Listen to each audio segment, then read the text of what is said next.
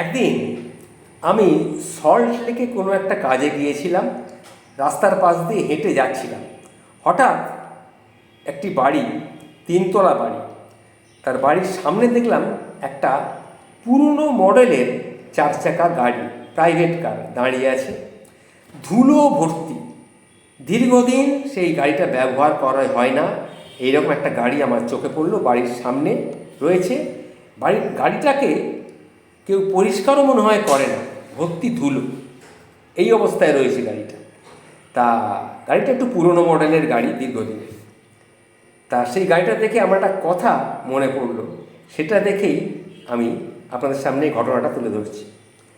যেখানেই যান আপনি এমন জায়গায় যাবেন যেখানে আপনি মূল্যবান, সেখানেই আপনি যান যেখানে আপনি মূল্যবান, এই কথাটি আমার মনে হলো। এর সঙ্গে একটা ঘটনা আপনাদের সামনে তুলে ধরছি। এক ব্যক্তি তার ছেলেকে ডেকে বললেন, যাও আমাদের পুরনো গাড়িটা বিক্রি করে দিয়ে এসো।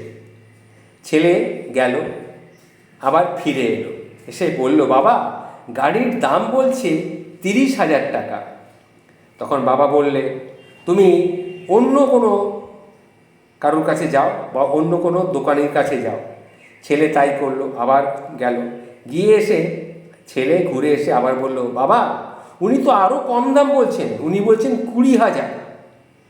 তখন বাবা বললেন, অন্য কোনো দোকান দেখো না, কি আরও তো অনেক দোকান আছে পুরনো জিনিসপত্র, পুরনো গাড়ি টাড়ি কেনে। ছেলে এবার গেল একটা অ্যান্টিকের দোকানে। দোকানি গাড়িটাকে দেখে তো হতবাক। এই গাড়িটা বহুদিনের পুরনো গাড়ি, দ্বিতীয় বিশ্বযুদ্ধের সময়কার গাড়ি। তিনি সেই গাড়িটা দেখলেন, দেখে গাড়ির দাম দিতে চাইলেন 30 লাখ টাকা। ছেলেটি তখন খুব আনন্দ পেল, বাড়িতে এসে বাবাকে এসে বলল। বাবা সব শুনে বললেন, দেখলে তো, বুঝলে তো বাবা, জীবনে তোমাকে সবাই সমান দাম কিন্তু দেবে না। নিজের দাম বাড়াতে হলে তোমাকে সঠিক জায়গা খুঁজে বের করতে হবে। হয়তো এমন কাউকে পাবে যে তোমার আসল মূল্যটা বুঝতে পারবে। যে বুঝবে সেই কিন্তু তোমার প্রকৃত বন্ধু, আর বাকিরা হলো দরকারের সঙ্গী। দরকারের সঙ্গী সহ সবাইকেও তুমি সঙ্গ দেবে, কিন্তু বিশ্বাস কাকে করবে?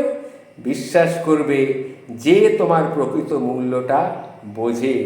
তুমি সেখানেই যাও যেখানে তুমি মূল্যবান।